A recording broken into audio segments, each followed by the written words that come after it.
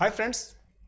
India की economy जिस तेजी से ग्रो कर रही है, हर इंडस्ट्री, हर कंपनी ये चाहती है कि वो इसका फायदा उठा ले। और इसी में दोस्तों जो बड़े बड़े बिजनेस हाउसेस हैं उनका भी नाम शामिल है। अब बहरहाल बात करते हैं हम लोग जियो फाइनेंशियल सर्विसेज की। कंपनी पेट्रोकेमिकल में थी, कौन सी? रिलायंस, धीरू भाई अंबानी जी की कंपनी। और उनके जो अभी लेटेस्ट अवतार है वो फाइनेंशियल सर्विसेज में जाना चाहती है, लेकिन कहां जाना चाहती है, क्या करना चाहती है, किसी को कुछ पता नहीं है। तो जियो फाइनेंशियल सर्विसेज में अभी कुछ टाइम पहले लिस्ट हुई है, तब से क्या कंपनी में कोई पोटेंशियल है, क्या ये प्रॉफिटेबल इन्वेस्टर बनने में आपकी मदद कर सकती है, और क्या ये प्योरली स्पेकुलेशन से चल रही है या इसके फंडामेंटल भी स्ट्रांग है, इन सारी चीजों को आज इस वीडियो में हम एनालाइज करने वाले हैं। बहुत इंपॉर्टेंट इंफॉर्मेटिव वीडियो होने वाला है, इसलिए वीडियो पूरा देखें और कुछ नया सीखें। दोस्तों स्टार्ट करते हैं साइकोनॉमिक्स।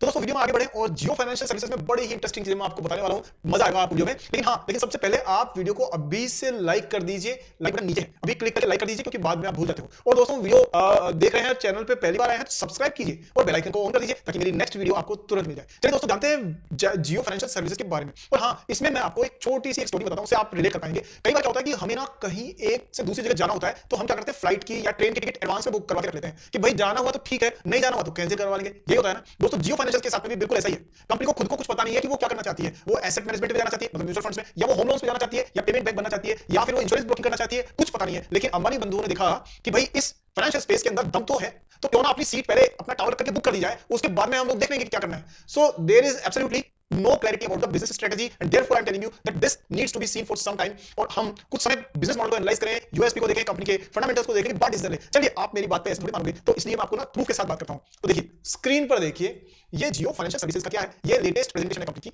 और यहां पर आप ध्यान से देखेंगे आपको मजा आएगा। चलिए मैं आपको एक राइड लेके चलता हूं। पहली बात, कंपनी क्या कहना चाहिए? कंपनी कहना चाहिए कि भाई साहब, Indian financial landscape remains poised for growth in the coming decade. साफ कर दिया कंपनी ने कि अगले 10 साल तक कम से कम फाइनेंशियल स्पेस में ग्रोथ है। और हम इसीलिए इस स्पेस में उतर क्या है, हमें इससे मतलब नहीं है कि हम एक पर्टिकुलर ब्रांड पे, पर्टिकुलर प्रोडक्ट पे काम करें, हमें तो यहां से धंधा चाहिए। फाइनेंशियल स्पेस में जिस भी अपॉर्चुनिटी में मौका मिलेगा वहां से पैसा बनाएंगे। This is the plan. चलिए अब देखिए, इन्होंने कहा कि भाई 10 साल के लिए हम लोग कम से कम यहां पर प्लान करके आए हुए हैं। नंबर्स दिए उन्होंने, तो वो जनरल नंबर्स हैं जो कि इकोनॉमी से रिलेटेड है। सो एक कंपनी को ना अपने नंबर देने चाहिए। कंपनी देगी कहां से? अभी तो मिल गया मार्केट के अंदर। चलिए आगे देखिए, अब ये क्या करना चाहिए, यहां आपको बड़ा आनंद आने वाला है। देखो कंपनी क्या क्या करना चाहती है। जैसे बच्चे नहीं होते कि आप पूछोगे 12th के बाद बेटा क्या करोगे, तो कोई कहेगा मैं इंजीनियर बनूंगा, फिर कहेगा नहीं मैं ना ऐसा करता हूं, डॉक्टर भी बन जाता हूं साथ में। क्यों ना साथ में चार्टर्ड अकाउंटेंट की डिग्री भी ले ली जाए, उसका कोर्स कर लिया जाए, और साथ में एक लॉयर का छोटा सा एक डिप्लोमा भी लिया जाए, लो भी कर लिया जाए। तो ऐसी स्थिति करीब करीब इस कंपनी की है। दिखाता हूं कैसे। यहाँ ये कंपनी कह रही कि सब हम सबसे पहले क्या करेंगे, DAAS, device as a service में जाएंगे, जिसमें होता है ना जैसे फोन लैपटॉप के थ्रू जितना भी काम होता है वो आपका हो गया। तो जो बिजनेस में ये डिवाइसेस के थ्रू एज ए सर्विस को देना चाहते हैं। सेकंड करेंगे नहीं, हम तो सप्लाई चेन फाइनेंसिंग भी करेंगे। सप्लाई चेन फाइनेंसिंग मतलब वो जो बिजनेस सप्लाई चेन होती है ना, जो ऑर्डर एग्जीक्यूट होता है, प्रोडक्शन होता है, सेल्स होती है, डिस्ट्रीब्यूशन होता है, वहां जहां पर पूरी सप्लाई चेन में पैसे की जरूरत पड़ी, हम उसका लोन देंगे। फिर कह रहे नहीं ऐसा करते हैं, अगर ये नहीं चला तो क्या करेंगे, तो फिर ऐसा करते हैं हम लोग होम लोन में भी आ जाते हैं। ठीक है, तो होम लोन भी दे देंगे। अगर मान लो पहला नहीं चला तो कोई बात नहीं, हम होम लोन भी तो दे रहे हैं, ये चल जाएगा, इसकी बहुत डिमांड है। लेकिन बात यही खत्म नहीं होती। ये कह रहे हैं कि अगर मान लो ये नहीं चला तो हम क्या करेंगे, हम ऐसा करेंगे इंश्योरेंस ब्रोकिंग शुरू कर देंगे।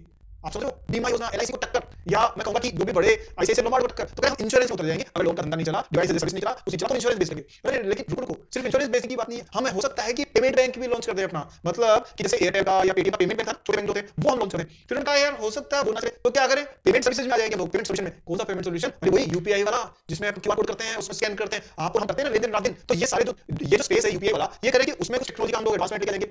तो इस तरह से कंपनी सब कुछ करना चाहती है। लेकिन बात यही खत्म नहीं होती है, सुना मेरी बात को। अभी ये कह रहे हैं कि भाई साहब हम तो इसके अलावा AMC भी कर रहे हैं, जो पहले से काम चल रहा है। AMC मतलब एसेट मैनेजमेंट कंपनी, मतलब वो कंपनी जो म्यूचुअल फंड सेल करने का काम करती है, म्यूचुअल फंड डिस्ट्रीब्यूशन का काम करती है। तो ये कह रहे हैं कि इंश्योरेंस ब्रोकिंग करेंगे, हम लोग भी करेंगे, पेमेंट बैंक खोलेंगे, डिवाइस सोल्यूशन भी करेंगे, और साथ में म्यूचुअल फंड भी सेल करेंगे। तो कंपनी का एब्सोल्युटली कुछ भी क्लियर नहीं है। तो जब कुछ भी क्लियर नहीं है, कंपनी की स्ट्रेटेजी के बारे में तो बात करने का कोई मतलब ही नहीं है। इसका सीधा साधा एक मतलब निकलता है, वो ये कि सारी दुनिया जो इसमें इन्वेस्ट कर रही है ना दोस्तों, वो सिर्फ और सिर्फ अंबानी की ब्रांड वैल्यू पे कर रही है। वो मुकेश भाई के नाम पे इन्वेस्ट कर रही है कि भाई अंबानी जी हैं, मुकेश जी हैं, उनके बेटे बेटी भी अच्छा काम कर रहे हैं, तो कुछ तो अच्छा कर देंगे। बट दोस्तों, एक समझदार इन्वेस्टर को क्या सिर्फ एक एक्सपेक्टेशन में बिजनेस करना चाहिए या उसमें इन्वेस्ट करना चाहिए? आंसर बिल्कुल भी नहीं। हमेशा एक लॉन्ग टर्म इन्वेस्टर को चाहिए कि वो फाइनेंशियल्स को, नंबर्स को एनालाइज करे, डेटा एनालाइज करे, स्ट्रेटजी को समझे, मैनेजमेंट की जो आगे की प्लानिंग है उसके बारे में बात करें, प्रोडक्ट सेगमेंट, इंडस्ट्री सेगमेंट, उसको एनालाइज करे। लेकिन दोस्तों इस कंपनी में तो अभी तक ऐसा कुछ दिख ही नहीं रहा है। So this is the part of speculative universe. तो स्पेकुलेशन का काम आज की तारीख में चल रहा है। और अब हम बात करते हैं इसके नंबर्स पे। तो देखिए नंबर्स पे हम बात करते हैं। ये तो अच्छा अब तक ये तो एक मिनट, अब तक ये तो अच्छे से समझ में आ गया होगा ना, सबको समझ में आ गया होगा कि भाई कंपनी का प्रोडक्ट क्या है, कंपनी की इंडस्ट्री क्या है, कंपनी की USP क्या है, कंपनी की कॉम्पिटिटिव स्ट्रेंथ क्या है, ये सब समझ में आ गया होगा ना। क्या करती है कंपनी? चलिए, कुछ बच्चे ऐसे नहीं होते थे स्कूल के अंदर जो कहते थे कि हम मैथ्स में फिजिक्स भी ठीक है, हम इंग्लिश में भी ठीक है, साइंस में भी ठीक है, so jack of all trade master of none. मैं कंपनी की बुराई नहीं कर रहा हूं, मुकेश भाई बहुत इंडिया के सबसे जाने पहचाने बिजनेसमैन है और जियो सबसे बड़े ब्रांड्स में से एक है, लेकिन एक इन्वेस्टर के तौर पे आपको कितना फायदा होना चाहिए, नहीं होना चाहिए, दैट मेक्स सेंस। समझ रहे हैं आप मेरी बात को? सो इसलिए हमें एनालाइज करना जरूरी होता है। नंबर्स पे आते हैं, तो नंबर्स में देखिए, तो यहां देखिए जियो फाइनेंशियल सर्विस के नंबर्स आपके स्क्रीन पर है। चलो आपको इसमें भी आनंद आने वाला है। 370 रुपए की प्राइस है भाई साहब, और 370 रुपीज की जो प्राइस है उसका जो लॉजिक है वो भी समझ लो आप, कि कंपनी 2,35,000 की करोड़ की मार्केट कैप पे पहुंच गई। कितने पे? 2,35,000 करोड़ रुपए की मार्केट कैप। अरे अभी कंपनी को आए हुए कुछ टाइम ही हुआ है, आईपीओ थोड़े दिन पहले ही तो आया है, लेकिन 2.5 लाख करोड़ की मार्केट कैप पहुंच गई है। बेचारे पतंजलि के बाबा रामदेव, वो दंतकांति भी बेचते हैं, च्यवनप्राश भी बेचते हैं और दुनिया भर के प्रोडक्ट सेल करते हैं, पूरे इंडिया में स्टोर्स खोले हुए, अभी भी उनकी मार्केट कैप 40-50 हजार करोड़ के आसपास रहती है, लेकिन ये कंपनी कल आई है और 2.5 लाख करोड़ के आसपास की मार्केट कैप बैठी हुई है। तो भैया ऐसे कैसे चलेगा? अच्छा, अब बाकी नंबर से देखो आप, 370 की प्राइस है। अच्छा, रिटर्न ऑन कैपिटल इक्विटी कितना दिया है? कुछ पता नहीं है। पी कितना है? प्राइस टू अर्निंग रेशियो सुना है कभी? 9,359, 9,300 जो है वो इसका प्राइस टू अर्निंग रेशियो है। क्यों है? क्योंकि अर्निंग तो कहीं है ही नहीं, प्राइस ही प्राइस है कुल मिलाकर। तो कुल मिलाकर की बात है दोस्तों, ये नंबर्स बिल्कुल रिलायबल नहीं है। रिटर्न ऑन इक्विटी कुछ पता नहीं है। डिविडेंड कभी दिया नहीं, डिविडेंड पे आउट कैसे होगा जब डिविडेंड ही नहीं दिया? तो साथ में प्रमोटर की होल्डिंग, हाँ ये जरूर है 47%, ठीक है। डेट टू इक्विटी कुछ कह नहीं सकते, 0.00, नोबडी नोज कि इनके अंदर क्या चल रहा है। सेल्स ग्रोथ 5 साल में कितनी है? कुछ पता नहीं है। प्रॉफिट ग्रोथ कितनी है? वो भी पता नहीं है। क्यों? कैसे पता होगा? कंपनी 5 साल पुरानी नहीं है और आप कह रहे हो कि 5 साल पुरानी प्रॉफिट ग्रोथ दिखा दो, कैसे दिखा दो? पैग रेशियो कुछ पता नहीं है, और इसके बाद ग्राहम नंबर कुछ पता नहीं है।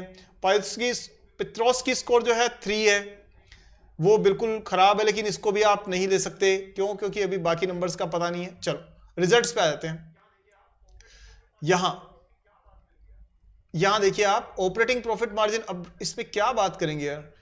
अभी 1 मार्च 2023 का रिजल्ट आया, 45 करोड़ की सेल्स है, 6 करोड़ के एक्सपेंसेस है, 39 करोड़ के प्रॉफिट है। अच्छा, और ये सब अभी तक पता नहीं है बनाती क्या है कंपनी।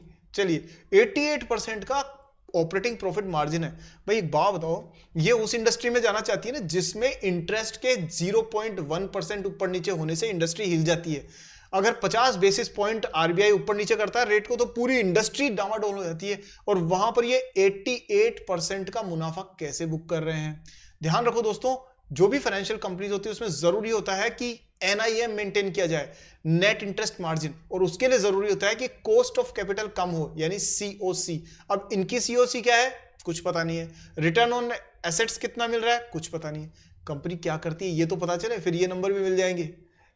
चलिए दोस्तों, मेरे जो कॉम्प्लीमेंट्स कमेंट्स है उनको please don't take it otherwise, it's just for entertainment purpose. और मैं ये बताना चाह रहा हूं कि जब भी आप एक स्पेकुलेटर होते हैं तो फिर आपको फंडामेंटल्स की जरूरत नहीं है, लेकिन अगर आप एक लॉन्ग टर्म इन्वेस्टर हैं ना दोस्तों, तो आपको कंपनी के बारे में मैक्सिमम क्लैरिटी होनी चाहिए। लॉन्ग प्रॉफिटेबल ट्रैक रिकॉर्ड होना चाहिए, डिविडेंड रिकॉर्ड होना चाहिए, मैनेजमेंट का क्लियर रिकॉर्ड होना चाहिए, वगैरह वगैरह। चलिए अभी हम बात करें इसमें, तो देखिए इन सब के